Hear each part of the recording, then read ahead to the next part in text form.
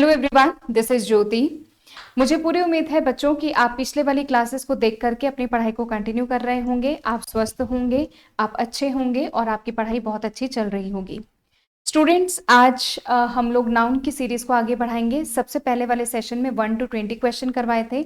आज 20 क्वेश्चन के बाद जितने भी क्वेश्चन बच गए हैं या जितना भी हमें टाइम अलाउ करेगा उतने क्वेश्चन हम सॉल्व कर लेते हैं। ठीक है, चलिए आज का टॉपिक है हमारे पास नाउन। नाउन में 1 to 20 की सीरीज ऑलरेडी मैं आपको दे चुकी हूँ। आज 21 से लेकर के जितना भी हम पढ़ लें इसको, ठीक है। इसलिए मैं बोल रही हूँ क्योंकि कभी कभी क्वेश्चन का एक्सप्लेनेशन देने में समय लग जाता है, तो फिर टाइम की एक बाध्यता होती है। एक लिमिटेड टाइम तक ही मैं क्लासेस ले सकती हूँ। चलिए मैं सीधा 21 क्वेश्चन तक ले जाती हूँ बच्चों आपको। ये 20 क्वेश्चन मैं ऑलरेडी डिस्कस कर चुकी हूँ। चलिए बढ़ते हैं क्वेश्चन नंबर 21 की तरफ। Her mouth watered when she saw a bouquet of grapes। बच्चों, a bouquet of grapes ये है कलेक्टिव नाउन। हम सबको पता होना चाहिए कि जब हम नाउन का यूज करते हैं, जैसे भीड़ के लिए हमने यूज किया तो आप क्राउड का यूज करते हो, जानवरों के लिए यूज किया तो हर्ड का यूज करते हो। इसी तरीके से आप ग्रेप्स के लिए बंच का यूज करते हो, बंच ऑफ ग्रेप्स यूज कर सकते हो, अब बंच ऑफ कीज यूज कर सकते हो, राइट। अब बुके ऑफ ग्रेप्स नहीं होता, बुके का यूज हम करते हैं फ्लावर्स के लिए, अब बुके ऑफ फ्लावर्स।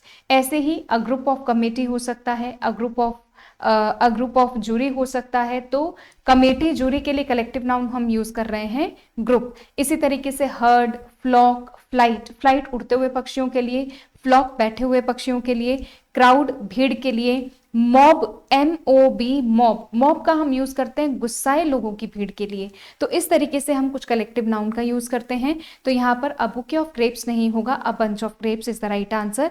तो एरर आ जाएगी सी वाले पार्ट में, और अ बुके की जगह आपको क्या लिखना है, बंच लिखना है। ठीक है, चलिए क्वेश्चन नंबर नेक्स्ट।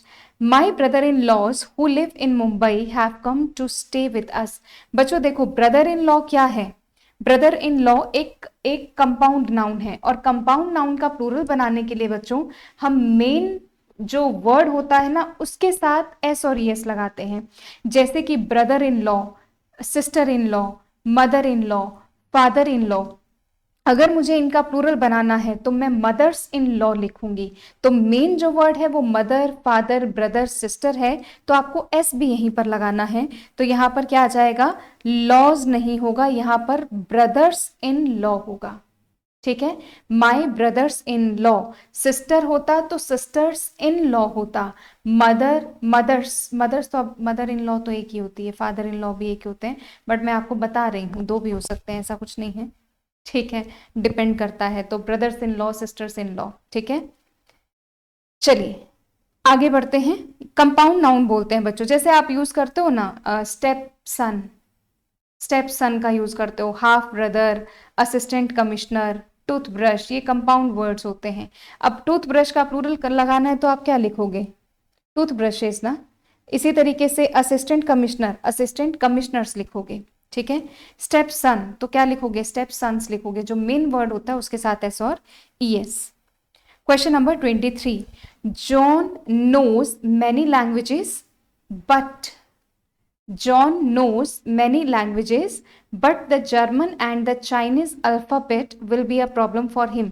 बच्चों याद रखिएगा, ये जो अल्फाबेट होता है इसका मतलब होता है वर्णमाला।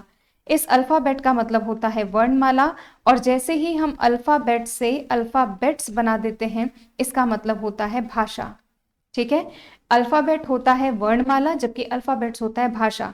तो यहाँ भाषा की बात की गई है, तो यहाँ पर अल्फाबेट नहीं होगा, अल्फाबेट्स होगा। ठीक, अल्फाबेट नहीं होगा, अल्फाबेट्स। एक सेकेंड बच्चों, ठीक है, ठीक ठीक, ऑल ओके, ऑडियो वीडियो सब क्लियर है ना। चलिए बढ़ते हैं नेक्स्ट क्वेश्चन की तरफ। Question number 24। There was a lot of money in the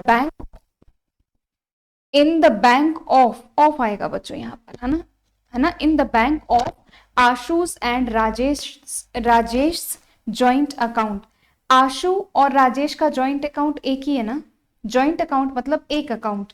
जब एक अकाउंट है तो एक पर ही अपोस्ट्रोफी एस लगेगा और हमेशा बाद वाली नाउन पर अपोस्ट्रोफी एस लगता है। तो Ashu and Rajesh joint account. Next question, We requested the watchman to clean up the basement so that the children had enough space. बच्चों स्पेस होती है जगह, स्पेस होती है जगह, और एक वर्ड होता है हमारे पास रूम। रूम का मतलब होता है खाली स्थान, खाली जगह, है ना, जो बैठने की जगह है। इनफ स्पेस की जगह आप लिखेंगे इनफ रूम। रूम का एक मतलब तो होता है कमरा और दूसरा मतलब होता है खाली जगह। कि हम वॉचमैन से रिक्वेस्ट करते हैं कि वो बेसमेंट को क्लीन कर दे ताकि बच्चों को खेलने के लिए पर्याप्त जगह मिल जाए, पर्याप्त रूम मिल जाए, है ना, खाली स्थान मिल जाए। ऑप्शन में आंसर की क्या भरोगे? सी। चलते हैं नेक्स्ट क्वेश्चन की तरफ। Question number, the politics of the prime minister is dirty.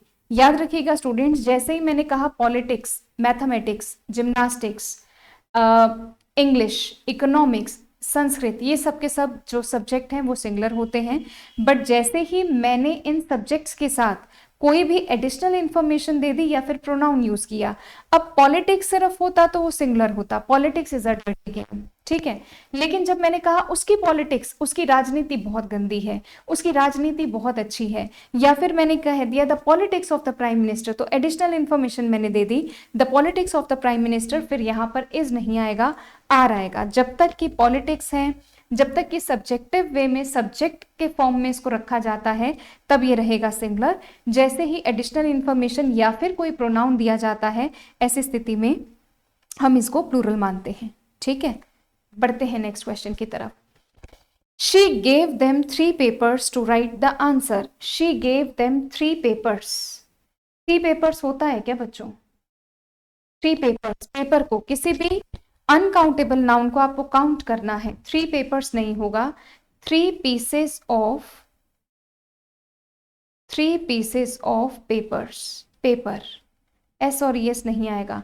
Check करिए स्टूडेंट्स, सब्जेक्ट वर्ब अग्रीमेंट की सीरीज चेक करिए, वहां बखूबी आपको समझाया हुआ है कि इस तरीके की नाउन को कैसे डील करना है और कैसे इसको आंसर करना है।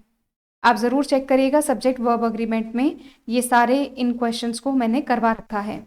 She wanted to put on air of a princess. देखो एयर, बहुत सारे वर्ड्स होते हैं जिनका प्लूरल बनाते ही, जैसे एयर का प्लूरल मैंने बना दिया एयर्स, तो एक्चुअली ये एयर का प्लूरल नहीं है, बल्कि इनका प्लूरल फॉर्म लिखते ही इनका मीनिंग चेंज हो जाता है। एयर तो होता है हवा, जो कि अनकाउंटेबल नाउन है, जबकि एयर्स क्या होता है? बनावटी, दिखावटी, है ना। एयर्स होता है जो कि बनावटी है और दिखावटी है, तो यहाँ पर एयर्स बनावटी हो जाएगा। तो पुट ऑन मतलब पहनना, तो बनावटी तरीके से क्या पहनना चाहती है जो भी ऑन एयर्स, तो एयर हवा नहीं पहनेगी, वो कुछ ना कुछ बनावटी पहनेगी लाइक अ प्रिंसेस, ठीक है। अब इसी तरीके से देखो स्टूडेंट्स, जैसे मैंने लिखा वुड, वुड का मतलब होता है लकड़ी, और जैसे ही मैंने वुड का प्लूरल फॉर्म लिखा वुड्स, तो अब वो लकड़ियां नहीं होगा, वो होता है जंगल। ऐसे ही हम लिखते हैं वाटर, वाटर का मतलब अनकाउंटेबल नाउन पानी हो गया, पर जैसे ही मैंने लिख दिया यहाँ पर वाटर्स, तो वाटर्स का मतलब होता है ओशियन, जहां से पूरे के पूरा ओशियन बोलते हैं समुद्र, जहां से पानी का रिसोर्सेज होते हैं, पानी का जो रिसोर्सेज हैं उसको हम बोलते हैं वाटर्स। इसी तरीके से सॉरी, हमारे पास वर्ड है ग्राउंड, ग्राउंड का मतलब होता है जमीन, जबकि अगर मैं ग्राउंड्स लिख दूंगी, इसका प्लूरल फॉर्म लिखूंगी, तो ग्राउंड्स का मतलब होता है आधार।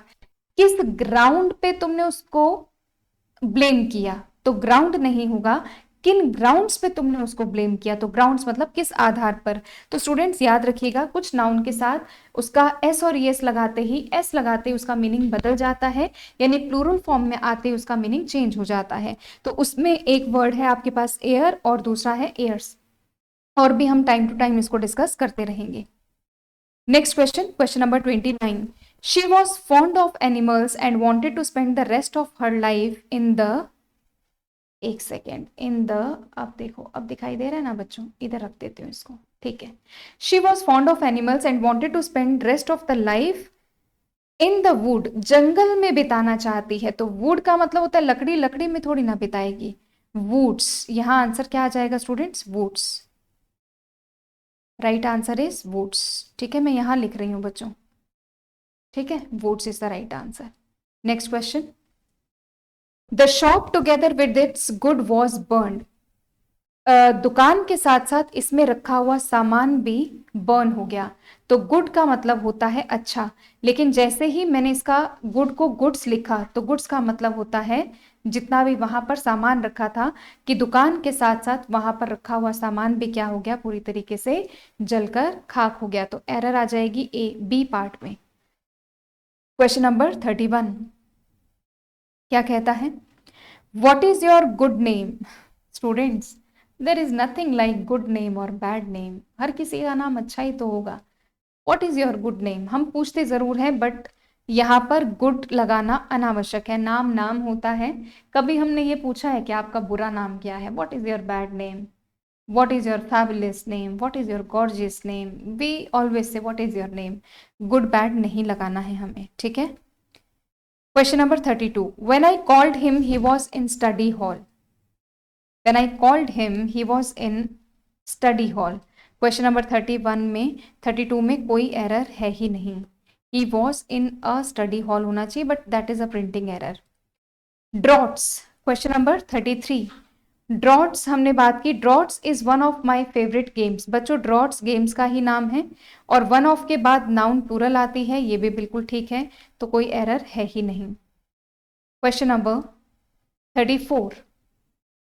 34 के लिए आपके पास है, you can not apply for a visa as your your paper है बच्चों, ये तो प्रिंटिंग एरर है, इसको तो मैं सही कर देती हूँ। Your paper are not complete, paper are not complete या पेपर्स। देखो स्टूडेंट, पेपर होता है कागज और पेपर्स होता है दस्तावेज। तो अब तुम वीजा नहीं भर सकते हो क्योंकि तुम्हारा पेपर या फिर पेपर्स, तुम्हारा दस्तावेज कंप्लीट नहीं है, तो यहाँ पेपर की जगह आप पेपर्स कर दो इसको। ये योर तो मैंने लगा दिया, ये प्रिंटिंग एरर थी, ये यहाँ पर मैंने पेपर्स कर देती हूँ। पेपर्स होते हैं दस्तावेज। His trouser are plural from the bottom, plural from the bottom and singular from the top. What is this all about? Question, ये थोड़ा सा इनकरेक्ट है स्टूडेंट्स, देखना पड़ेगा।